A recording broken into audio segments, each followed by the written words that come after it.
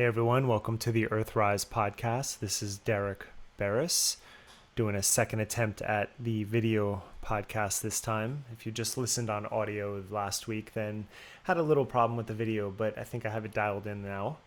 And as I usually wait to compile a lot of information for my podcasts, and we all take in information in different ways, I thought it'd be nice to use this medium on video to get across some of the things that I'm working on as I'm doing it. And so we'll go over 3 different things I published this week. And the first one is a study out of UPenn that I found quite interesting about how we actually learn. And the consensus from the researchers is that making mistakes are a natural part of how we learn.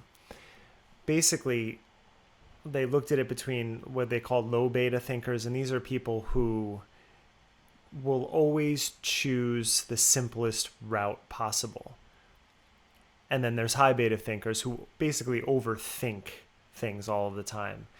And what this means is we need to take in a lot of information. I mean, now more than ever, but the way that we actually learn is by a process in cognitive psychology called chunking, in that we take bits of information and then we assemble them into categories so that we can put something in a category, right? So there are many different forms of cats, for example, but there's an umbrella term, and then we can understand the general dynamics of what a feline life entails from that category. Now, if we weren't able to do this, we'd constantly have to think about every piece of information on its own terms. So this is very much a good use of resources. But embedded in that, and this is the conclusion that the researchers came to in the actual study, is that you're going to make mistakes, right? So about 10% of the population that they studied overthink things, where they overanalyze every piece of information.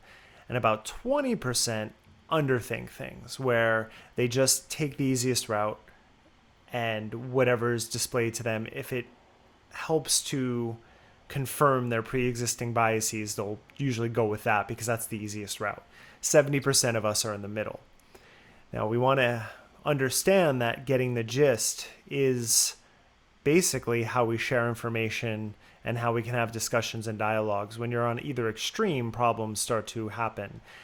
And I covered this study specifically because of what's been happening the last couple weeks with all of the conspiracy theories that are popping up and how we gravitate towards our pre-existing biases when we're sharing information. And it's very helpful to know that all of us, myself, you, everyone, makes mistakes at some point. And being able to weigh that information by both being able to get the gist of something, but also looking at the details is very important for dialogue and debate and education in general. So that's up on Big Think right now. I just published it today. I think it's a pretty fascinating study. The study open on my page right now is a little more in depth. If you want to actually read it, it's linked to in the article. On Monday, I believe, I had to cover something for Gen X. It kind of seems like our time. We've had a long-standing feud between boomers and millennials, and all of a sudden you're talking about self-isolating, and I keep thinking of the Breakfast Club as a wonderful example of what's going on now. Not in terms of how dire the situation is for many of us, but just thinking in terms of presentation. So there's a photo of John Cusack because what else better defines the 80s, even though this is a later era movie. And this study, which is from Penn State University, not UPenn, talks about how middle age is more stressful now than it was in the 1990s, or specifically 1990 is the target year they studied. And when this research was conducted in the 10s, what they found were every age group believes that their life is more stressful now than a generation and a half ago, right, 1990. All the age groups had an average mean of 2% increase in stress, which the researchers said that added about a week a year of added stress. Middle-aged, 45 to 64, so that's most of Gen X, or earlier Gen X. I'm actually 44, so I just missed the target, but that's my generation. And then younger boomers have a 19% increase in their stress levels over the 90s. And there are many reasons for this, including the fact that a lot of people in my generation have to both take care of their parents and children, job prospects. A lot of conversation, even today, I posted something about education and people my age and older talking about their careers right now are done. So they have to pivot. And now all of a sudden they're looking at going back to school. And that's daunting when you're in your 40s and 50s to have to completely change what you've been doing, but you have to adjust to fit the times. And so this study was conducted over the last few months. And I think all of these demographics will experience an increase in stress levels. We're already seeing that. But it's a nice insight into how generations shift. Of course, my generation being the first that will not be as successful as the previous generation in terms of financial success and ownership of property, things of that nature. But it actually keeps going down every generation below. And that's really problematic. You know, we can't have exponential growth in terms of equity and wealth, but you would hope you can at least do as well as the previous generation as your parents did, and that's proving not to be the case, and that creates a lot of stress.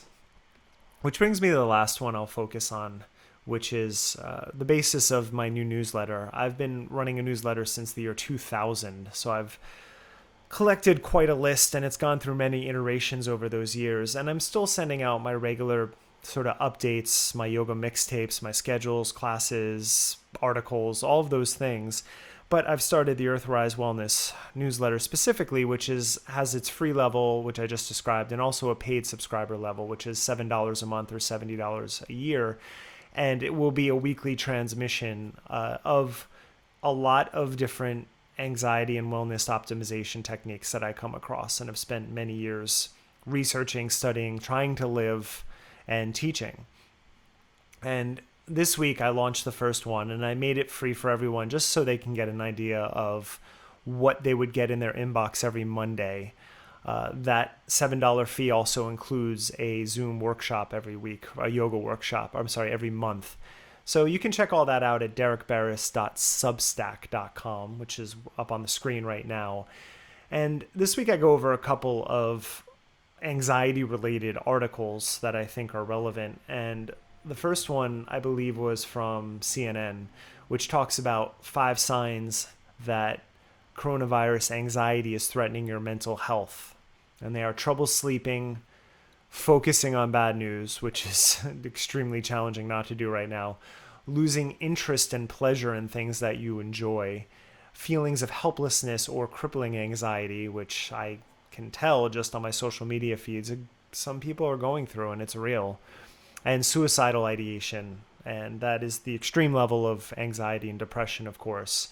And so I share some links about different ways of shifting your mindset, some Stoic philosophy and Buddhist philosophy in there as well. But just to discuss that briefly, I really took to the ideas presented in Buddhism when I was studying religion in college, out of all of the different religions, specifically because of one of the basic foundational levels of understanding of Buddhism. And I think in this term, simplicity is key, is that we suffer when we think reality is other than it is. Right? So we let our expectations get ahead of us, and we have trouble coping with what the actual moment is presenting to us. Now, of course, we all have our biases, as I mentioned, and we don't have a shared reality as much as we have our experiences and perceptions that we then create reality out of. And then you run into other perceptions of reality or other practices that might not agree with yours, and you struggle to accept that that is also a facet of reality. And you have to come to this point where what can you actually change and what can't you change, and try not to be affected by. And that's a very daunting prospect, but that's why Buddhism is such an intense both philosophical system and practice. I think sometimes we forget that all of these religious philosophies are practices. Some, of course, you're born into it, but to just say you're that for your life without actually living up to the dictates and the ethics of that religion is a bit suspect, and you will suffer if you say that you live one way and you live another. Well, that creates a lot of tension both in yourself and in your relationships with other people. So at this time, dealing with sheltering at home, dealing with conflicting messages constantly coming at us from media and from government agencies, and when you would hope that, at least in terms of governmental response, we can have a unified response, but we don't. And trying to make sense out of all of that is daunting, and it's confusing, it's frustrating, and it's going to make us fall back on our own pre-existing biases even that much more. It's why conspiracy theories are proliferating right now. And I think the idea of being able to suss out what you can actually change in your situation and trying your best to let the other things play out without getting too caught up in it is very important for mental health right now. There are a couple of our other articles that I highlight in this newsletter, and one of them is from Adam Goldstein at Fast Company, who talks about, puts anxiety into perspective as if in a business environment, but understanding that having a high paranoia line can be debilitating. This is a quote from him. For example, you may stay home and avoid crowds, which helps keep you and those around you safe from infection. But you might also buy 3 years worth of toilet paper for fear of the world running out, which isn't actually necessary. So that's reiterating the point of knowing what you can and cannot change and what you should worry about and what you shouldn't. And his checklist for dealing with these issues right now, prioritize where to focus your anxiety. So for example, in Los Angeles, the beaches are opening back up, which I'm very excited about. It's why I moved to this city more than anything else, is to live near a beach and be able to experience that. But I'm not really keen on rushing to get back into crowds in any capacity right now. That said, the guidelines that are laid out is that I can go stand-up paddleboard, I can swim, which are my two favorite activities, but I can't sunbathe. And if I'm on the beach, I need to wear a face mask. Well, that's a great framework. So I have the keys that I need to enjoy some of the things that I was enjoying with the restrictions that are in place. For example, 1 or 2 days a week, most summers, I will go to the beach with my book or my laptop or whatever I'm working on, and I'll sit for an hour or two and just to be outside and in that environment, and then I'll swim and I'll come back. And I can't do that right now. Does it make sense for me to be anxious about what I can't do? Being able to do the things that I can do within the structure that I'm living in right now, which is the safest for me and my wife and my family and those around me, which isn't a lot of people, obviously, but not spreading the disease, I think is a really good mindset to take. And of course, there are things that we're all suffering from. I specifically miss teaching group fitness and being in the gym with my community because that's most of the people I interact with. But there are trade-offs to that. So we have to weigh all of those things. What do we be anxious or stressful about, and what can we work through? What tools are at hand that we can use to be able to get through this? And I think focusing our energies there is much more effective than worrying about what we can't do. And that leads to a second point, which is set reasonable expectations. Right? LA County just said we're going to be in this and shelter at home for at least another, looks like 3 months. And as we progress, we'll start opening more things up, and there'll be rules around that. And so that's a reasonable expectation to work with. Unreasonable would be, again, getting super anxious or mad about all of these things without understanding the broader context. Just because the virus isn't affecting you specifically at this moment doesn't mean it won't in the future, and doesn't mean you're not playing a role if you're not engaging with what is being presented to us.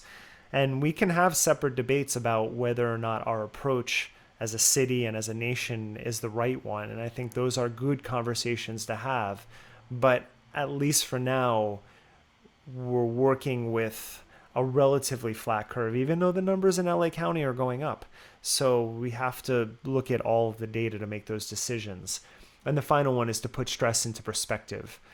And my commentary on that was just to remind us that while this is the first great sacrifice many of us have had to make as a culture and even as a world in our lifetime, this is something that humans have endured over and over again. I keep bringing up the example of the Bubonic Plague. Imagine living at a time where germ theory didn't exist and you didn't know there were these microscopic particles that were actually making you sick. So what was the prevailing theory in Europe at that time? It was called the Miasma Theory. And that was that noxious gases from the clouds were coming down and infecting us. And one of the biggest responses at the time was to not bathe, because it was believed if you blocked your pores, then the gases could not come in. Right? So think about that. You have a virus killing millions of people. The best thing you could do was stay clean, and we had the exact opposite response. I think we have a much better understanding of health, even if it's not perfect. We have a better understanding right now. And armed with that information, we make much better public health decisions.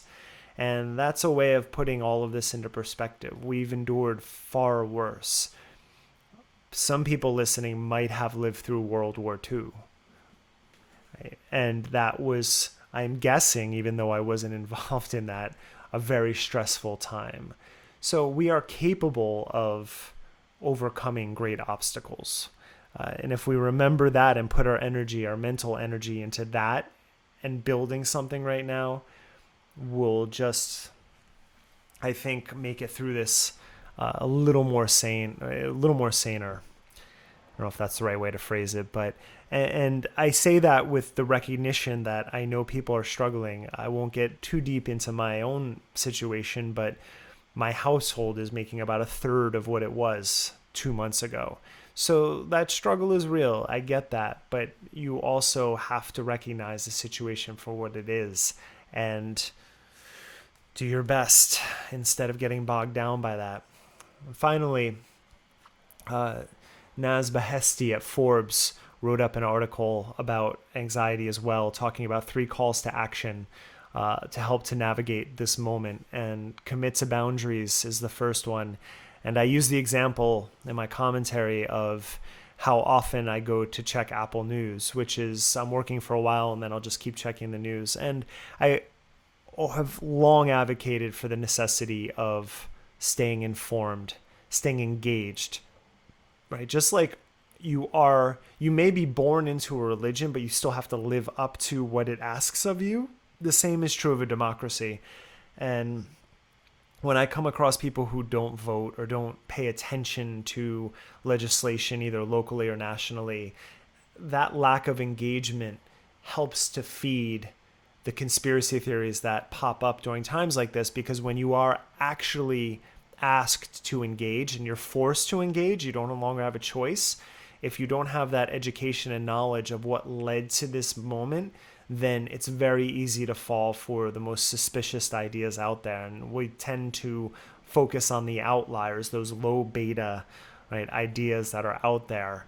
And it helps to feed that fire. Practice compassion.